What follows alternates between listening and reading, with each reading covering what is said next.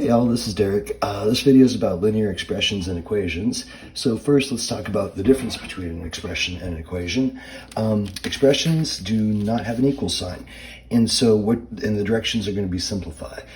And so what's going to happen with an expression is you're going to combine all your like terms and get it down to like the smallest little wad of math you can, and then that's it. That's all you can do. Versus an equation, so let me grab the next page here for a second. Equations are going to have equal signs, and so for those, that's where we have the both sides. We're going to perform those inverse operations on both sides and get the variable by itself. And for these ones, the directions are going to be solve. And so there's our solve coming up. So first off, simplify. So like I said, simplifying expressions, they don't have equal signs. You're not solving anything, you're just collecting terms. And so to collect terms, we add the numerical coefficients of the terms. We don't change the variables in the terms. So when I add for instance, let me do something simpler than this for a second, 2x plus 3x. All I'm adding is the 2 and the 3. I'm not messing with the x's. So all I'm saying is I got 2 x's, I got 3 more x's, and all together, that gives me 5 x's. So that's what this numerical coefficients of the term, that's what that's saying is right there. And that we're not messing with the x. When we multiply, which will be later, then when we go x times x, that's where those x squareds are going to come in. But right now we're just gathering them up. So back here, well, this just kind of looks like crap. So the first thing I would do is rewrite it without all these parentheses. So let's go 7 plus 5x. Minus and minus, that's going to make that a plus x, which is like way easier to look at. And then minus 8. And then minus a negative 2. So again, let's just write that as 2. And now I've made that way simpler for my eyes. So x's, we like to write the x's first and the constant terms second. You don't have to, but that's sort of generally what one does. 5x plus this x over here. This is the too easy, it's hard x. This is an invisible 1. So this is 5x's plus 1x would make 6x's, right? And then 7 minus 8, so we'd be down 1, back up 2, so I think plus 1. Or you could say 9 minus 8, that probably would have been the easier way to look at it. This next one, so again, no equal sign in here, so all I'm trying to do is take like a big chunk of math and make it into a smaller chunk of math. Which that's actually going to be the first step basically in any of our solve equations coming up. It's actually like the third step, but it's often the first step. And so we're going to use that skill a whole bunch here in just a second. Okay, so on to this one. Again, so these parentheses, let's get those out of the way. So I'll do a little distribute. So I'm going to go negative 3 times 2. And that's going to be negative 6. Negative 3 times 3a, so that's going to be minus 9a. And then this minus, again, think of that when there's nothing there, it's like a little invisible 1. So that little invisible 1 is still going to have to distribute. So it just reverses these signs. So minus a, and then minus minus be plus 2. And that plus 2 is almost always where people screw up the sign. Same thing right there. It's on that second piece of the distribute. And then there's a plus a on the end. So it looks like minus a plus a. So those just kind of annihilate each other. And so we'd have negative 9a, down 6 and back up 2 puts us at minus 4. So that would be simplifying. Okay, so next up is solving linear equations. And there's sort of a version of steps to go on that makes these go easier. There's places where you can kind of change it around a little bit, but in general, this is going to be good. So first off, we want to clear parentheses. So like that last one I just did where I did the distribute, that's kind of what that's saying. Second thing is clear fractions, and that is such a cool skill. It's one that people kind of suck at when they first, and like they hate it because it seems hard. But once you get good at clearing the fractions, like the math you get to do is so much easier. So that is a totally good skill to learn. So I'm going to encourage you to figure that one out. 3, we're going to collect on each side of the equal sign. And that's what I was saying, that's the simplifying expressions where we're going to take these 2 expressions on either side and get them as condensed as we can. And then the people who don't do that almost always get them wrong because they screw up the signs. So make it easy on yourself, get everything all nice and simple, and then use the addition property to get stuff to one side or the other. And then multiplication property to get 1x. So let me show you what that looks like with some examples because that's a lot of talking without much math to go with it. So here, let me rewrite this. Just a little bit bigger so you can see it. And what I want to do is get rid of this 2/5 because I'm trying to get y by itself. The other thing is this is the exact same thing as writing 2/5 y. So don't let the y up there like make you think it's something else going on. These are the exact same deal. So I could multiply both sides by 5 and then divide both sides by 2. If you want to do 2 steps, you can totally do that. I'm going to do both of those things at once. So I'm just going to multiply by the reciprocal of the fraction. So there I am multiplying by 5 because it was dividing, and there I am dividing by 2 because it was multiplying. I'm going to do that exact same thing right over here. And then let's throw a 1 under that 14 just to kind of help see the 14's in the numerator.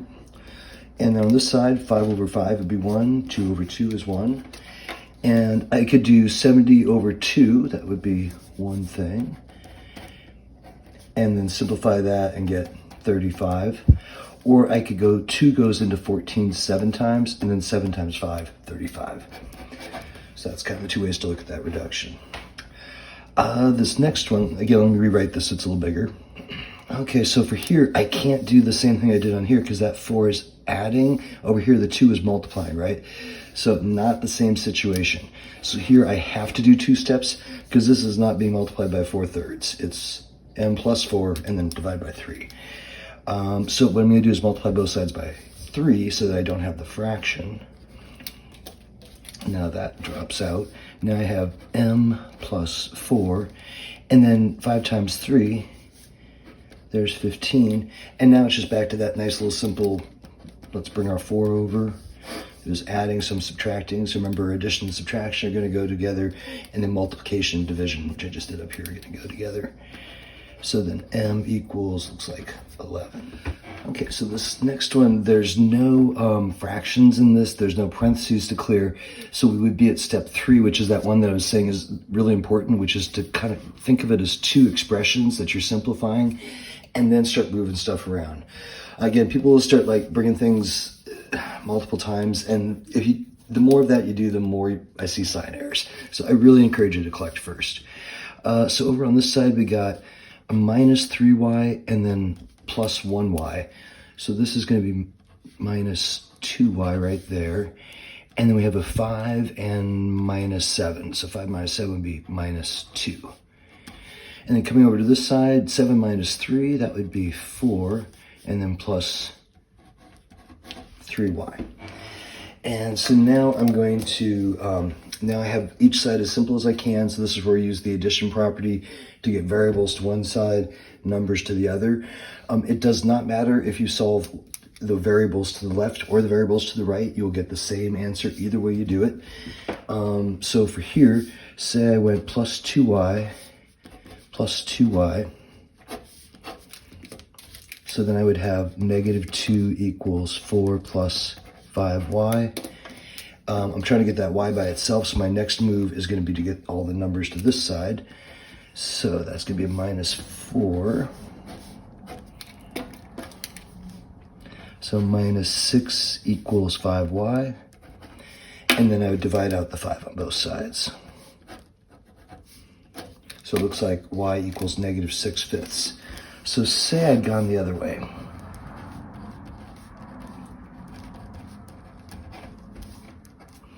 So if I subtracted this over, 3y minus 3y, I would have negative 5y minus 2 equals 4. I add that 2 over, now I have negative 5y equals 6. And you can see when I divide that negative 5, I get the exact same negative 6/5. It's just on this one, the sign was on the 6. On this one, the sign's on the 5. But when you do the ratio, right, it comes out the same either way. So whichever way looks easier, go that way, is basically my advice there. Let's see, number 6. I got this negative 4 in front, so I'm going to clear my parentheses first. Get that out of the way. So negative 4 times 5 will give us a negative 20p. Negative 4 times 2, negative 8, plus 7 equals 19. And then again, before I start moving stuff around, let me combine those two. So negative 20p, down 8, back up 7. So that's minus 1 equals 19. And then let's add the 1 over. So we want to always add and subtract before we multiply and divide when we're solving. So it's the reverse of the order of operations. So we're actually kind of working our way back up through them. So here we're going to go +1, +1, because if I divided that 20 right now, I'd have to divide the 1 and the 19, and then I'd have fractions everywhere, and that would be terrible. And let's see, so this is -20p equals 20, and then let's just divide over that -20, because we want to bring the sign, and then p equals -1. Okay, so now we're at the problems with the fractions. So I'm going to put the 8 and the 9 together, and that'll let me rewrite this a little bit larger. And then 8 minus 9, that gets me a -1 right there. Okay, so what we could do is get a common denominator and combine these, and then multiply out the denominator to this side. But what's actually a lot easier is when you have an equal sign, you can multiply both sides by something. And so when we can't do that, if there's no equals, I can't just multiply everything by 6 because that just made it 6 times bigger. But as long as I have this other side, I can balance that out over here. And what that lets me do is just cancel. I'm going to write this out so you can see the canceling a little better. Okay, my handwriting is terrible, sorry. So 6 times that 1 makes -6/3, 6 times that 1 makes 6/2, 6 times that one, -6. So the reason we want to do that is now we got -6/3, that's really, oops, I lost the x there. That is -2x, 6/2, that reduces to 3x equals -6. So what I would do when I do these is I just go, okay, so 6/3, that leaves me -2, 6/2, that leaves me 3. But this is the how come that would work, and I'll do that on that next example. And now -2 plus 3, that would be 1x, so x equals -6.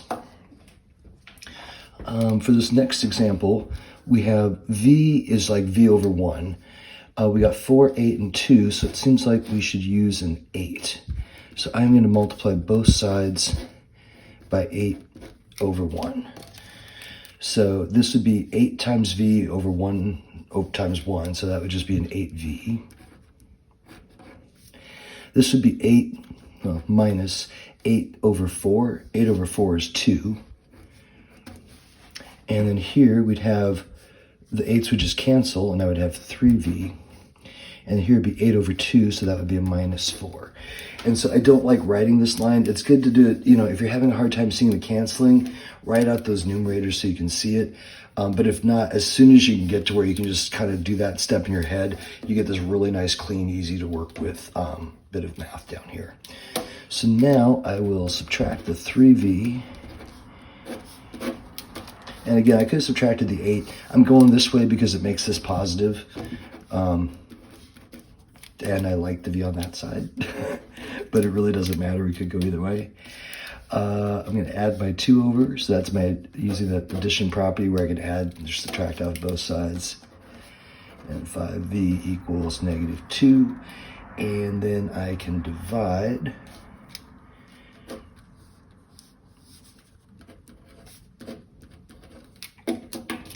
And that gets us v equals -2/5.